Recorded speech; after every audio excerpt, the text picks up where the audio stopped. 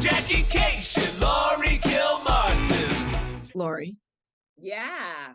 you know how I never found my laptop and then I ordered a new laptop and I'm going to get it tomorrow. No. Yeah. They lost my luggage today.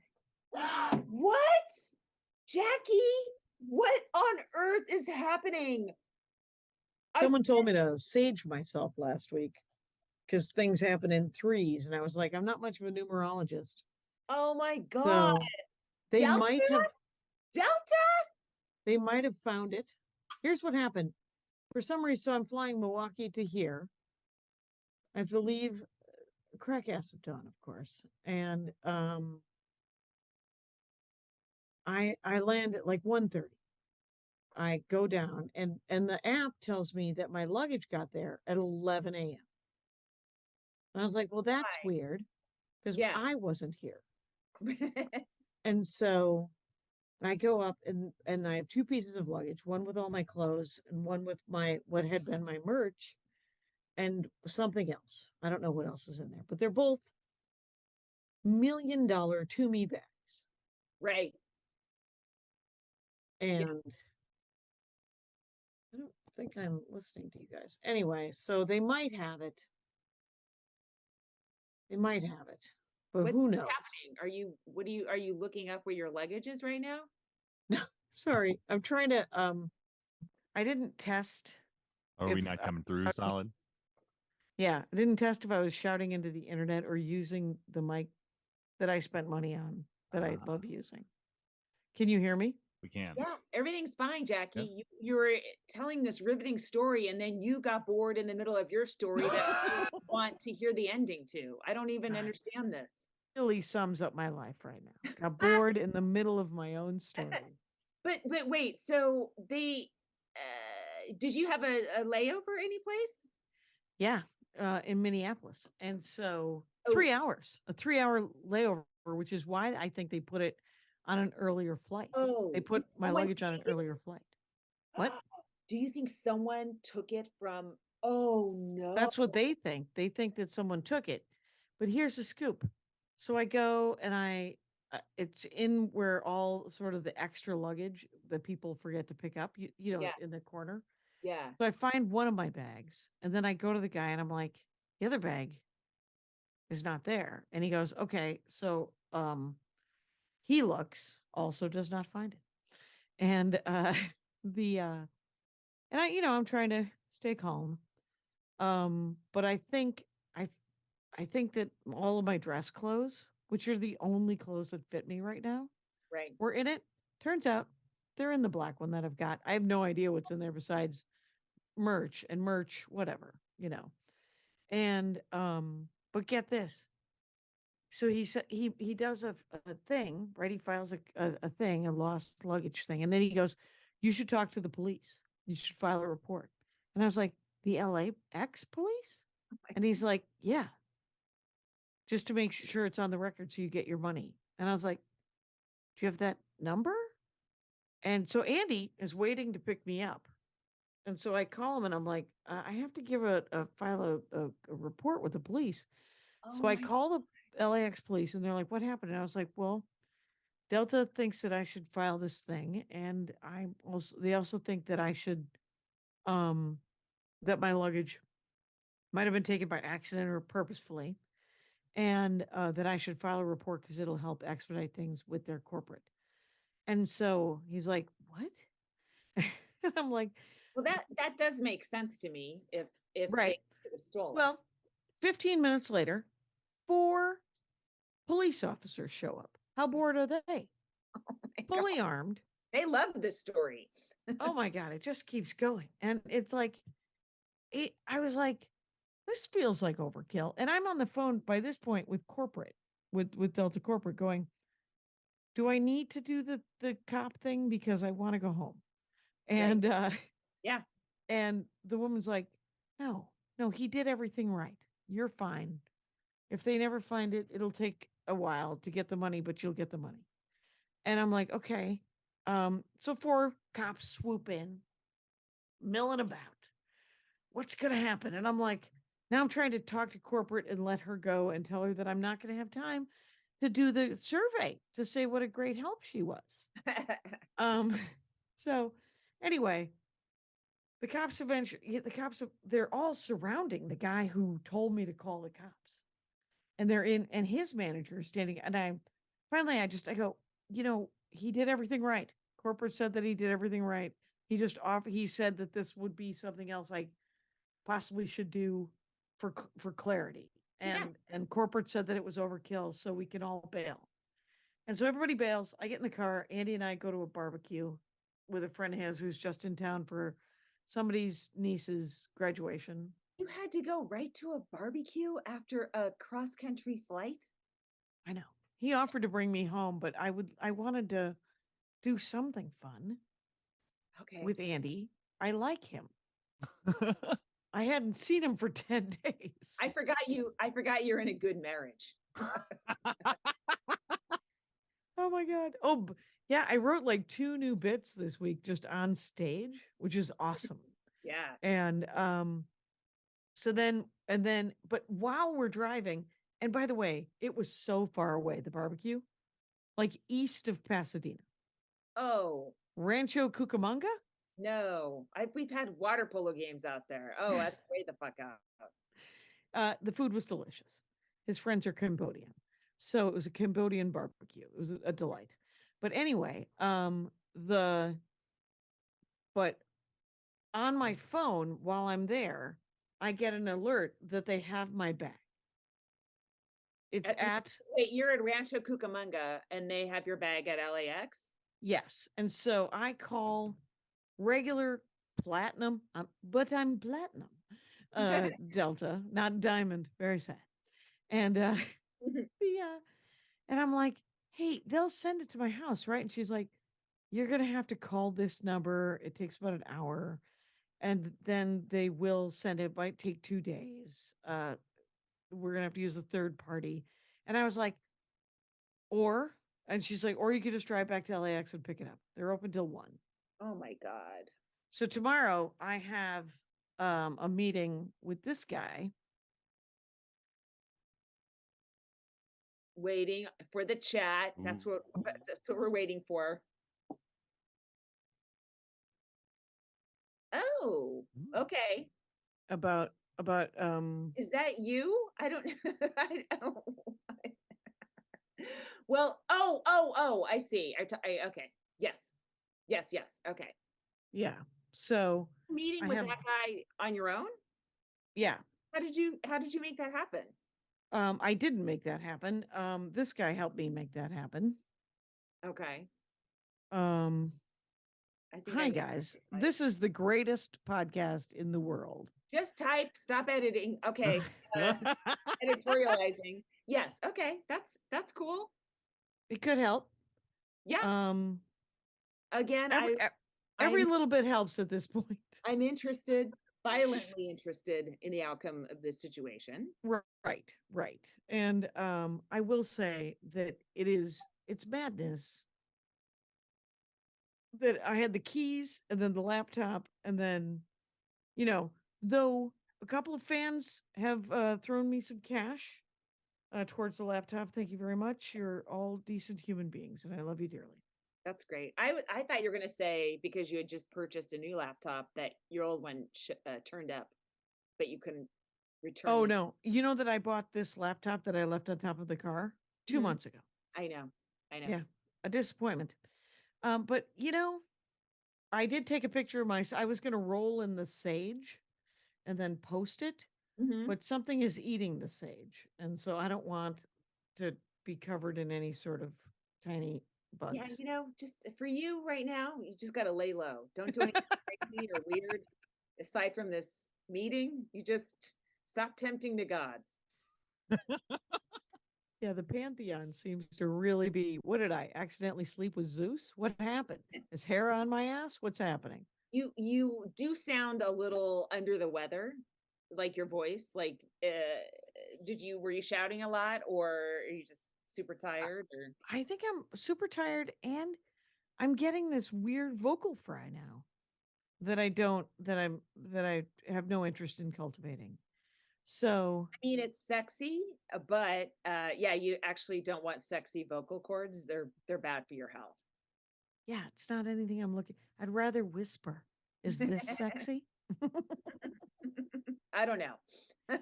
How was your week? Um, it was fine. Let's see. I had 3 days off in the middle of the week, and I just it was the last 3 days before my son starts training again, water polo. So aside from striking, I did that a couple days. I did like 3 days this week, I think. That's Um, great. we hung out and watched a lot of Walking Dead. We have Oh, very you're not done yet? Jackie, it is 11 seasons, and then there's the spin-off Fear of the Walking Dead, which Oh, is right. at least 7, right, Kyle? Mhm. I Wait, mean, if you I'm are going for watching the the summer. video on YouTube, Kyle is a baby. Yeah, it's Kyle weird. has decided to be a baby. Every time it's cut to me so far, I've been self-conscious. You're What did adorable. you do, Kyle? Tell our audio listeners. Oh yes, I shaved my beard off. I have not seen my bare chin since I was 17 years old, and so I realized I needed to like shave it all off before it's been so long that it's weird. So like I just sort of picked it and did it, but it's feels very strange. I'm but a boy now without whiskers. You're a boy without Here's- whiskers. Your face has been you grew sunscreen basically on your face when you were 17. And I don't know how old you are now, but it's been covered this entire time. I wish women, we should be able to grow hair on our faces to True. cover it up and protect it from the sun. That's why I'm still wearing a mask. It's yeah, so how many sets did you get to do? Did you Okay, get to do so I'm working on this story that is working and then not working. And I know Oh, I hate that. Yeah. I have one key really good joke in the middle of it, and everything else is hit or miss. And I haven't like listened to all the sets back to back to like, I keep going, well, I kind of know this in my head. I'll just try it. But I should like listen to like 3 or 4 iterations of it and go, why did that work? Why did this not work? Because obviously I'm not saying things the same thing every time because it's still not settled. It's not settled law. Right. It's still up in the air. The Supreme Court has not weighed in on any of these. Yeah, it's got to tighten up. It's got too many tentacles, maybe. Correct. Or yeah. I also don't want to do that thing where I drop something too soon because I just didn't figure it out. So anyway, I had good sets at Flappers with it, and on Monday, and then 2 on Friday. And Okay. then Saturday I did Sean Preston's show at the Ice House, Okay. and I got a little confident in that story, and then it just petered out. I was like, "Oh, not at the Ice House, not on a Oh. Saturday at the Ice House." Fuck. Saturday at the Ice House. Yeah. But I mean, I kind of hacked my way back into everyone's good favors. But I wanted it to be bam, bam, bam, and it was like bam, and then slide and whatever. Right. And That's the thing about doing stand up for as long as we've been doing stand up. yeah, You're not going to eat it. You're going to figure something out, right? And then this afternoon, I did a benefit for it was a fundraiser for a progressive candidate named Baba Akili, and he's a longtime organizer, and so now he's running for the state senate in California. And so Albert Carreo, who's a candidate and I think does stand up sometimes, he asked me to do a set in this beautiful home. I'm always up for seeing a beautiful home. And was that in the yard? Was that the yeah, it one was that outside. Yeah. Okay. And so the crowd was really good. This Lorraine Newman's brother was there. And do you know what his first name is? No. Paul Paul Newman? Yeah. So yeah. He's very nice. Everyone What's his is middle name? And he's got to be 70. I didn't ask. So And I didn't ask that either. I just said, hi, nice to meet you. I didn't say what's your name, how old are you for my podcast that I'm recording later tonight. right. How tall was he? What did he weigh? What kind of sneakers were he wearing? Were he wearing? Okay. Listen, he is Canadian, as Lorraine Newman is, so he's a good person. Now, Oh, and so the crowd was good, and I just did some older abortion stuff and like, whatever. Some stuff that I just did on my special that I knew would work and fall on agreeing ears. And Mhm. then I had a set at the improv tonight. I was on the 7 o'clock show and I took my son with me and we ran into Tom Rhodes. Tom was hanging out. Tom, I guess, came to my place when my kid was really little to do a podcast. He hasn't seen him since he's like 7. So Oh, wow. the obligatory, oh my God. Right.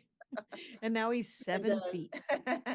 and yeah, it was a good set. Again, the same story. I did a lot of old stuff up front and then I went into it and same problem. So I was like, fuck. Interesting. Yeah, so I don't know. There's something I added that I think is funny that maybe is stopping the laugh. Mm-hmm. But Mm-hmm. so maybe I'll take it out and see if I can buff it, bolster the other jokes. So maybe I can try to add that back in. It's a really dark thing Right. that maybe the I'm rest of shocked. it's not strong enough to support the darkness. It needs to be a little tighter, I guess. But I hate like that feeling of I love it when you start to figure it out, but I hate that feeling of this is a mess, but it wasn't a mess 5 days ago. Why is it messy now? And that's so annoying. I thought I had it, and now I'm like, oh, it fell through, it slipped through my fingers. Yeah, sometimes it slips through, but then you just have to put it like just put the dough back together because I think yeah, Mhm. it sounds like I mean, when in the third telling of you doing the bit, you said, I might have added a thing that might have derailed it. I was like, oh, I bet you that's exactly what. Sometimes you turn it around inside out, and Yeah, that also helps, right? yeah. So I was on stage. So I did 2 shows in Chicago at the Lincoln Lodge. Oh, tell me. Okay, so I had one show and it was just set up to be a certain amount of money and it sold out and it's not a big room. God, what a hot room though. Really? I want to Oh my watch God, it. it's gorgeous. And just packed to the gills. The people were exceptional. It was a delight. And it was at 8 o'clock, I believe. And so the owner offered to add an earlier show. He said the later show was full, or the woman who booked me said that the owner, whatever. So the earlier show, my show was at 8, sold out. They added an earlier show at 7. And I was like, well, is there not going to be any openers? Am I just Wait, gonna you're supposed to go 7 to 8 and then 8 to 9 Yeah. immediately? Right. Fuck. Well, that's what I thought. But and it wasn't explained until too many people were like, I want to buy a last minute ticket, but what is it going to be? And some people were like, I'm coming to the 8 o'clock. Is it really going to start at 8 o'clock? And so I want to go to dinner. And so I asked. It turns out the 7 o'clock was in a smaller room. They were like, "Can you fill this?" Because the bigger room was sold out, was already booked, Yeah. but there was a 50-seater. So I sold another 50 seats Nice. for the 7 o'clock, and then I sold and I think the bigger room, it might be 120, it might be 80, it might be small. I don't even Yeah. know, but whatever it was, both rooms were great, and the woman who opened Diana, God dang it. Anyway, but the woman who opened for me at the 50-seater, I didn't really get to see anybody Yeah. because um and I hired a kid to work my merch. So um the all the openers, I didn't get to see any of them. There was a guy named Jarrell, there was a woman named Britt, there was a woman named Deanna, and there was a guy named Kyle. They all seemed to kill. It all worked out. But I followed the Diana woman, and the thing she closed on was a Leonardo DiCaprio. She had it was loosely. She was talking about having a crush on him, and so I ended up doing a bit um, that I then did on the second show, and it also killed. And then Hmm. I wrote it out a little bit, and I was like, "Oh, this is a real bit." Nice. And then the same thing happened while I was talking to somebody in the audience about because so what I have right now is I have the key story, losing the keys down the toilet, Mm-hmm. that has turned into a bit that may or may not be a real bit one day. But so far, there's at least 2 punchlines that I can keep. It could be tight and approximately 40 seconds, and then leaving the laptop on the top of the car. This one isn't really. There wasn't much there except for the fact that one of my friends said, "Did Andy really get mad at you? Did he make fun of you?" And I was like, "Who are you married to?" Uh, he also didn't kick me when I fell down the other day. Uh, it's such a weird. And today with the luggage, I called him and I was like, seriously, you have to abandon me. You have to just go home and I'll figure this out. The And he house was like, is in danger. what? The house is in danger. It might catch on fire tonight. Right. I literally, you should bury me in the garden. The garden looks amazing, by the way. But but I did all that. And then I did this thing about the aging process that might be something, but I hate to do stuff about aging because I don't want to Yeah, admit it. But that's what the joke might be about. maybe. So Yeah, right that's a there. good way to get into it. I know. But the Chicago rooms were great. There it is in a street that looked like Beirut in 1977. The damn the street is ridiculous. I pull up and I call the booker, the woman who booked me, and I was like, where am I parking?" And and she goes, "Well, street parking." And I go, "Oh no." And so I start looking for street parking. She calls me back in like 3 or 4 minutes and goes, "Oh my God, there's a dead Jewel right across the street from the theater. That parking lot is free. Everybody just parks there." The Jewel's And not open anymore? the Jewel hasn't been there for 10 years. Jewel, of course, is a Midwestern grocery store chain. Yeah, Yeah. I know. My mom's from Chicago. I know what the Jewel is, Jackie, We please. had Jewels in Milwaukee as well. Yeah. I also went to Kohl's with my sister-in-law. I spent a lot of time with family. My brother Russ insisting that I watch a lot of movies and hear a lot of songs from the 50s and the 60s. And the movies were there was a movie, The Sweet Smell of Success, that Burt Lancaster one I told you about last week Yeah. with Tony Curtis, Cats Yeah. in the Bag, Bags in the River. Hmm. That's a line that Tony Curtis. Um, yeah, that's Such a dark. terrifying line. Yeah, it's such a dark line, but you could have just said done and done. But no, cats in the bag, bags in the river. Anyway, so we watched that. We watched Midnight in Paris, Woody Allen. I like that one. Well, that's because they made him end it well. They made him end it sane instead of some sad sack weird thing that Woody Mhm. Allen always wants to do. And I always like a Woody Allen movie better when he's not in it. The less Purple we Rose of know that- Cairo. Yeah. Oh, yeah, I love that movie. That's great. Yeah. Yeah, that was a good one too. And I realize he's not making these movies for me, right? He's making them for himself in a very narrow field of vision. Mhm. Same with, and then Russ made me watch the Quentin Tarantino movie, the Once Upon a Time in Hollywood, Oh, yeah. which is also it's gorgeous. And Carmen Morales was like a lot of feet, and That's his rep. He likes feet. that's it. That's what I hear. I hear he likes feet, but it was beautifully shot. But what what so I ended up watching it, and I was like, so Sharon Tate lives? The Mansons don't kill her? And he's like, yeah. The craziest thing about this movie is that Quentin Tarantino left Charles Manson free to do it again. Tarantino likes to fuck around with history. I mean, Inglorious Bastards is like an incredible movie. It would be great if it was true. I would love it. But Well, it could be true next year. yeah. Oh, okay. All right, cool. Can you we just got a message. Guys, we're doing a little different thing on today's podcast. But we should stop for a break Yeah, should we and do let's do Comic of the Week comic of the week. now? Comic of the Week now? Yep. Okay. So today's Comic of the Week, this is a major oversight. We should have done her so long ago. Patti Vasquez is Right. hilarious comic from Chicago. She's our age. She's funny. She's always doing radio shows, and she's always got something going on. She's like a Chicago institution, like a media institution there, and she's a really funny comedian. And Right. She's grinding it out. She's bringing it. yes, She's been doing it forever, and everyone should find her. What's her handle?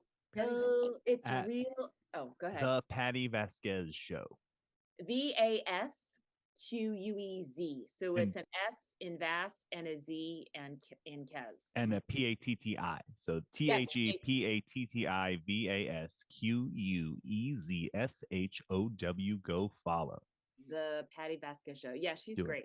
I love her. Find She's her, nice. follow her, work her.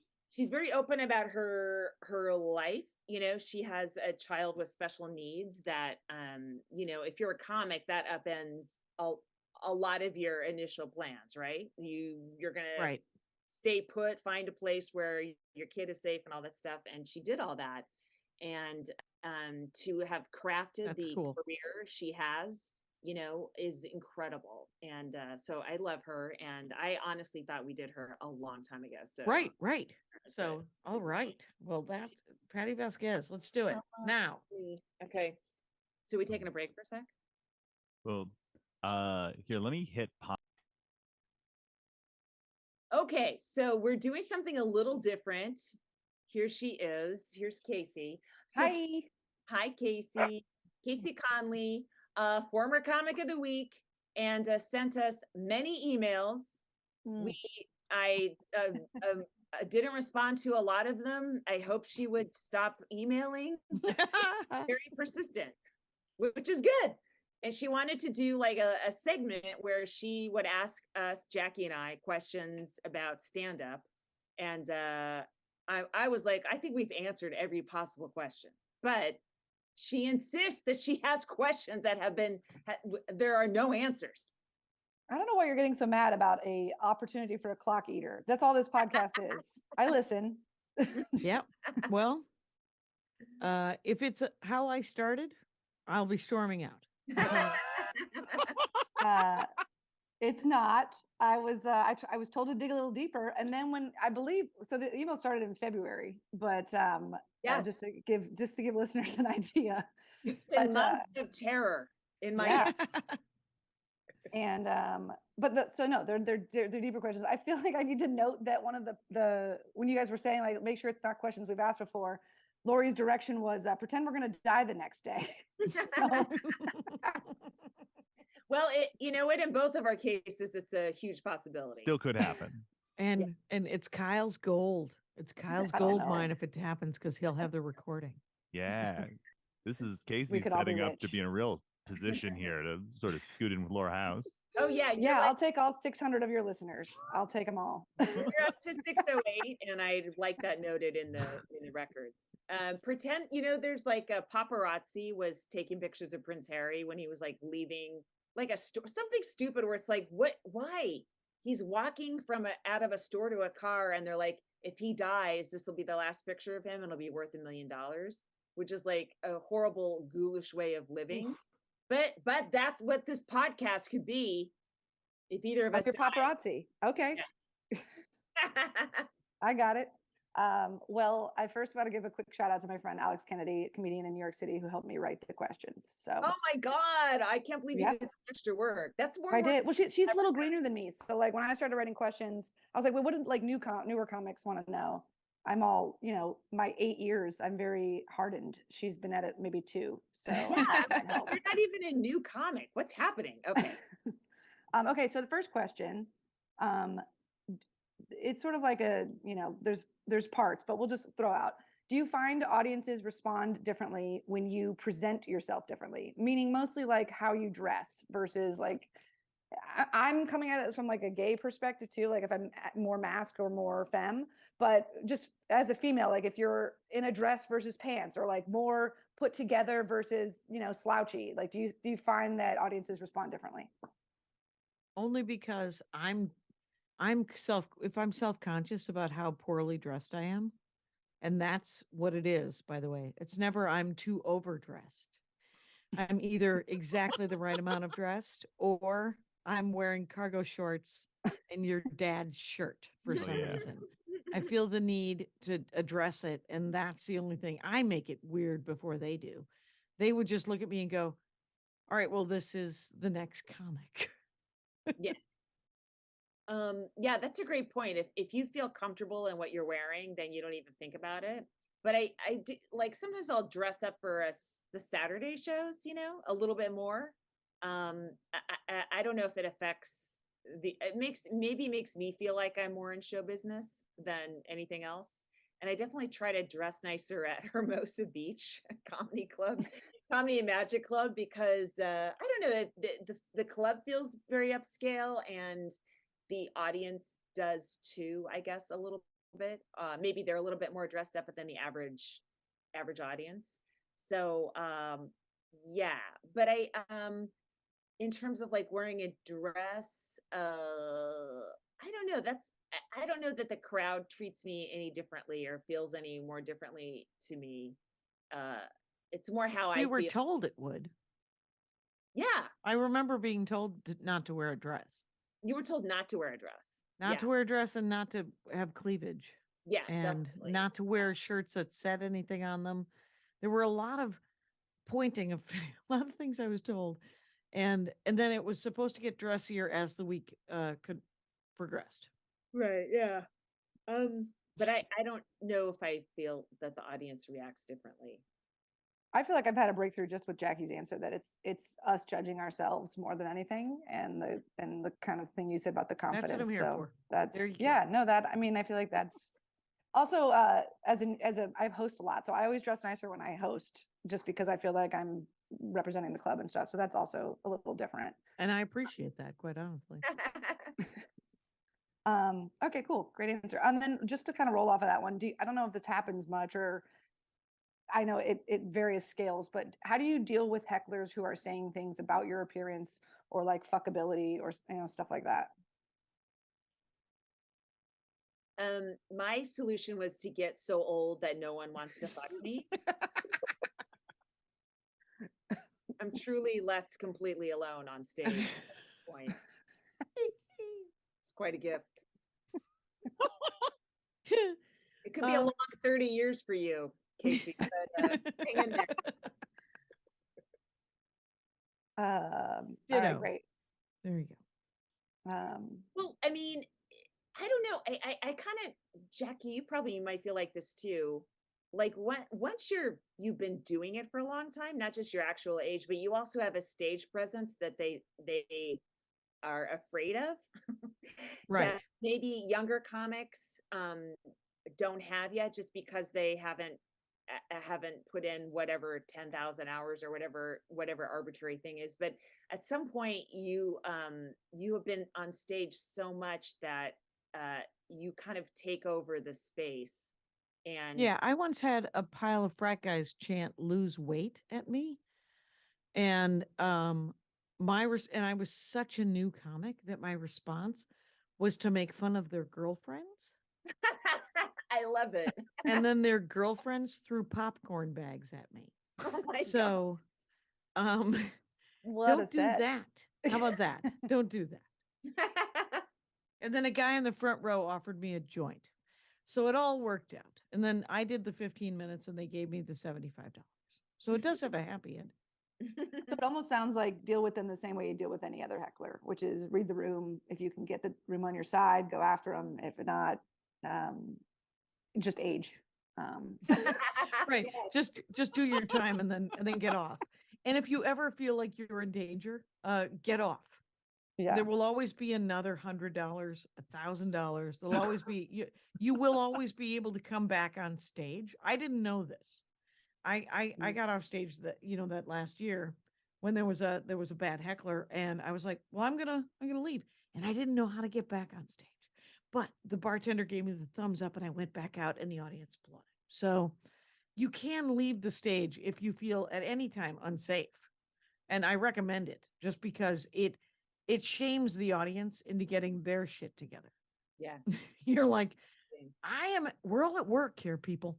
We're hoping I wrote jokes that I want to tell you. So Yeah, and also, like, if a heckler is if it's like sexual in nature, you know, they're trying to rattle you and they're trying to determine your response by sexualizing you. But you don't have to respond as someone who's been sexualized, right?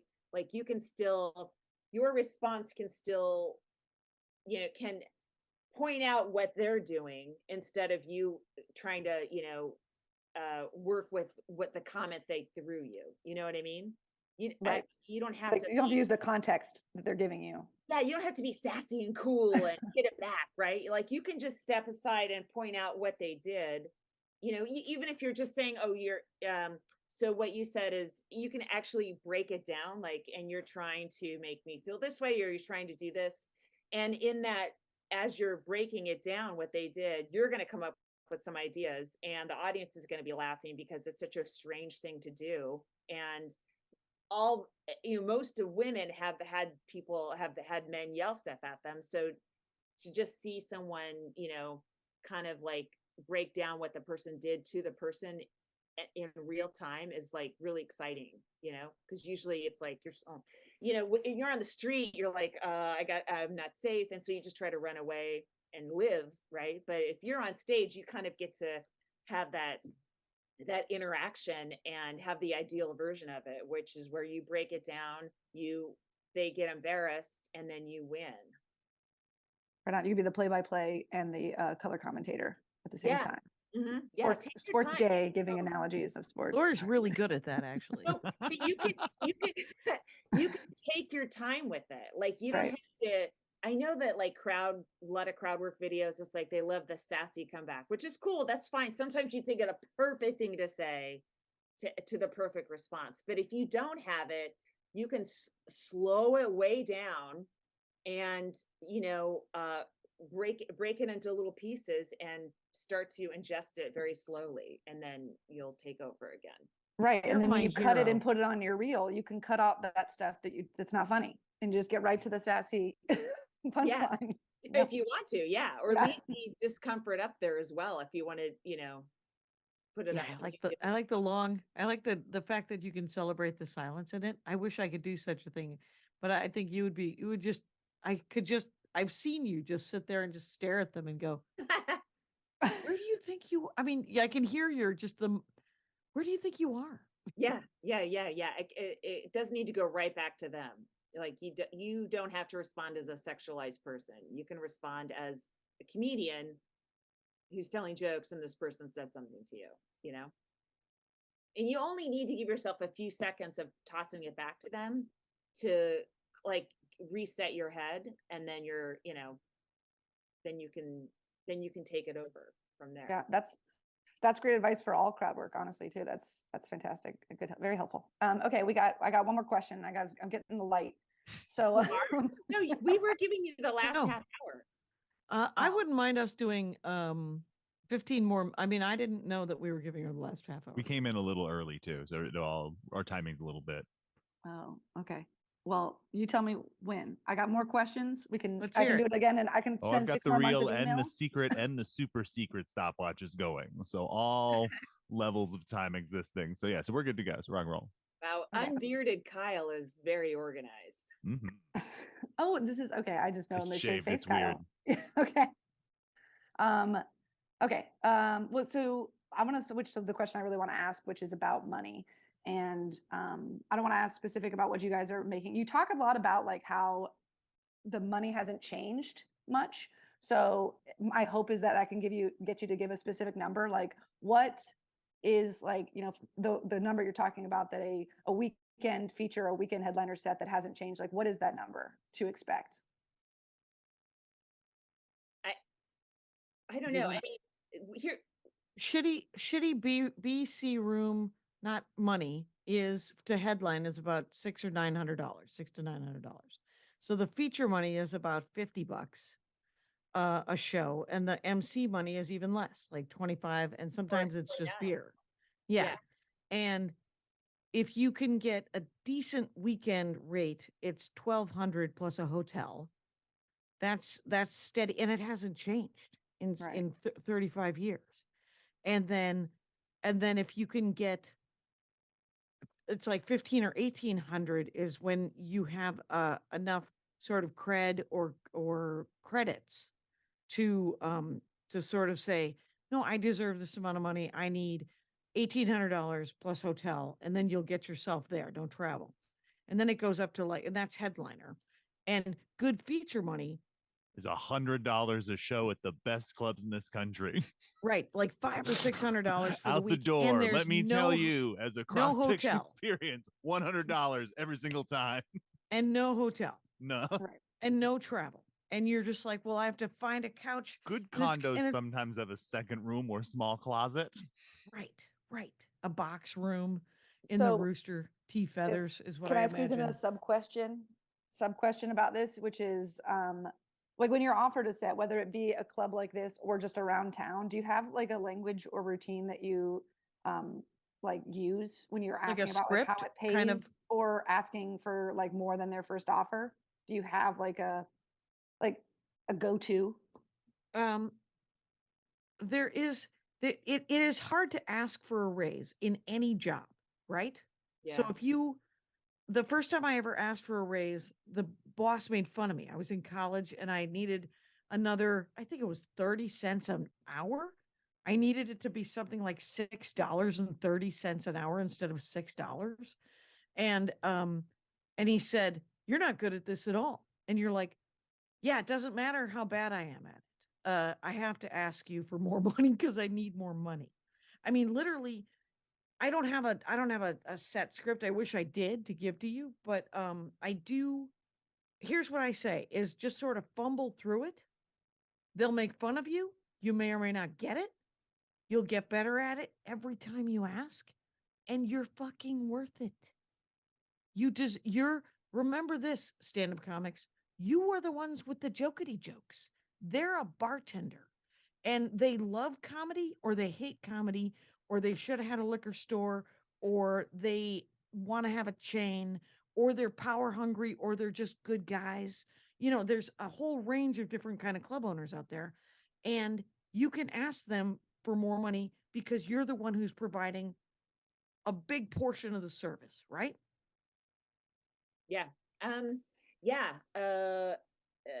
I kind of feel like the clubs are like streamers in a way where it's like we don't know what they're making, like we still make the same headlining money, 5 years later it'll be the same money, the same exact sum of money, but they're charging more for tickets that, like it's like but I don't know what their rent is. Like, I don't know anything. I don't know, what they pay for rent. And I don't know, I mean, maybe their expenses went up too. I have no idea, but it does feel like I don't know how to ask for more money. My manager does, but he doesn't get it all the time, but he'll do that. Um, Yeah, since I've had an agent, the money has gotten better Yeah. and I have a better idea of what I should be asking for. yeah, But when you have an agent or a manager, you're paying that 10% back. you are, but I think that they earn that 10%. Right. They completely earn that 10%. But just know that you'll get more money, but you'll also have to pay a small cut to the people. But another thing I've been doing recently is because airfare is way more than it used to be, and they're still doing 400 or 500 for air, and you go on Expedia as soon as you say yes to the gig, and it's like $700. So again, like then I know that no one offers features airplane, airfare, but if you're headlining, at least before you go into negotiations, just get a sample ticket, and say this is how much this airfare is running, the cheapest and the most expensive. So I need something, at least my the air should be covered by the air that they give you, Yeah. And it isn't. Yeah. Not at this time. Well, and even if the flight Or is, at this your level. Uber's not, your Yeah. your transportation's not. Okay, am I out of time? This was fun. No? No? No, we can You keep want to going. We can go. keep Okay, Keep going. cool. I was excited for this question just because I'm sure they're going to have something quippy, but are there any topics that you feel like are off limits or hack because you're a female comic?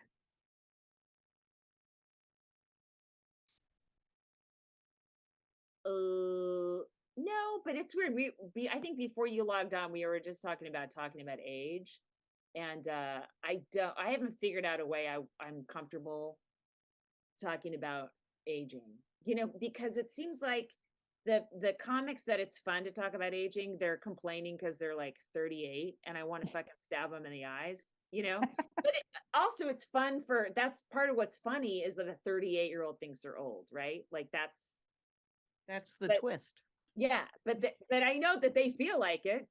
To them it's real, um so for me, yeah, that's the one thing where I feel like that's where you could lose parts of the audience, because some people do not want to hear about your knee problem.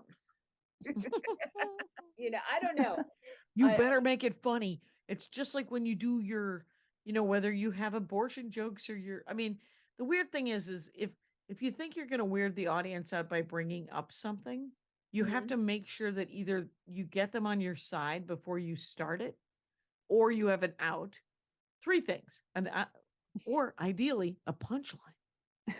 One of those two things: a great in where they're completely on your side, a good out so you can get into something else quickly because it didn't work, or in the ideal world, you've written a joke. Yes.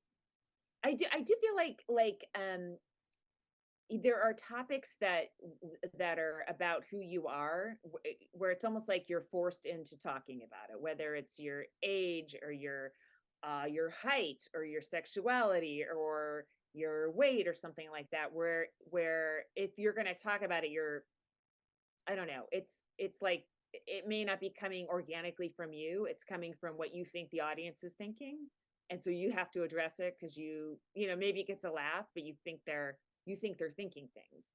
I don't know if they are or not, but I do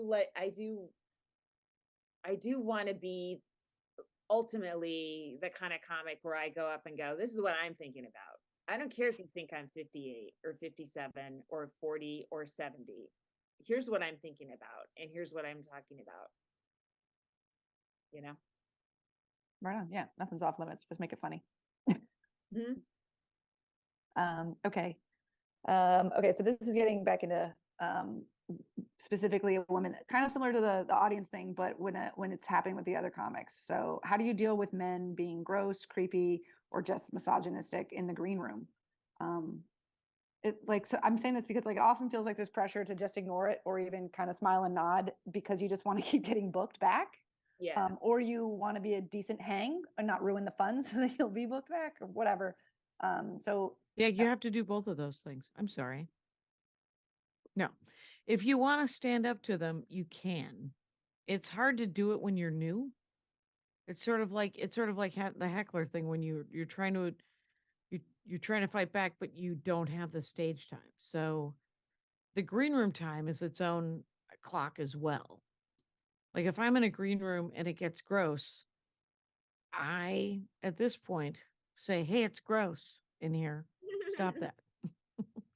And and when that happens, when I'm surrounded by dinosaurs that are saying weird shit, or I'm hanging out with somebody who's like, all people look the same because they're Irish, or let's pick other nationalities. And yeah, I pipe up now, and I've seen younger women do it, where they're just like not cool. And whether they get booked or not again is of less interest to them than sitting in it, which is what I did for decades. Yeah. I didn't always stand up to it. Hey, yeah, I just sort of dealt with it or kind of went along with it, didn't want to also I was desperate to be accepted for a certain time in my career. Like I loved it that these awful men liked me. Right. Right. I There was must be so cool. The worst guys look in at this. the world think I'm fun. Wow. What a prize. Wow, that resonates. I mean, that resonates for me before stand up, just as a woman in the world. Yeah, So I mean, absolutely. well, I mean, I think we're all raised to to be the ultimate girl is the barstool girl who's like really hot and can talk about football or whatever and is really cool with everything and laughs at all the stuff, right? A lesbian. Don't tell the guys that unless she's a hot lesbian and Oh, I yeah, can of course, right? of course. Yeah. Yeah. Yeah, so I don't know, I don't hear that much of it. I more hear, I just don't want to hear people talk about their careers. That's when I want to get up and walk out. Wow, that is true. I've gotten Mhm. those texts. I can't believe it. I'm surrounded by people talking about their careers. Oh my God, it's obnoxious. Wait, that actually is kind of perfect for my last question that I prepared for today. There's plenty more if we want to do this again. I'll keep emailing if that's the case. But this is a great setup for my last question, which is how do you deal with the whole like compare and despair mentality? So like feeling jealous of your peers' successes. Do you have anything like any tips that you use yourself or anything to keep yourself from falling into that pattern? These faces. This is why they need to. You guys have to subscribe or whatever and pay to see these reactions. I I'm didn't above it. understand the reaction. No, please, both of you have a well put together response for this. I mean, that's what a lot of this podcast is. But I feel like, jokes aside, I exercise helps me. If I also don't follow some people that I tend to get jealous of, I just don't follow them on Yeah, social. there's a couple female comics I've had to mute because I can't stand hearing about their sold out shows. Like every fucking show you do is sold out. Wow, okay, great. Good for you. I don't want to hear about it every time I go on the internet. I actually Opportunity. block them. I block women, I block men. I don't watch anybody's specials and but I wish everybody She the best of doesn't. luck. It's I'm happy that everybody Feel is what people are doing in comedy. that is literally how I am living my life. I don't know how anybody else is doing. And I meet somebody and I'm like, oh, I think they're famous. And I don't know. I never know. I remember when Sarah Silverman was going out with Michael Sheen. Yeah. Yes. So we're in the green room and he walked out of the room and I said, what does he do for a living? And she said, are you kidding? And I said, oh shit. Is he? And she goes, yeah, he is. And then she said, I said, what's his name? And she said, Michael Sheen. And I almost asked the question, but he has a British accent, so I didn't. Good. And I said, would you be and she said, please, IMDb him. And I did. And I was like, oh, it's that guy. And she was like, yes. Yeah, if it makes you feel better, I did the exact same thing. With I him? also had no idea who he was, thought he was one of the Sheens. And then when he was British, I had no idea who he was. I knew he was his act. I mean, Emilio He acts, Estevez as it turns has a out. British accent, but that's no.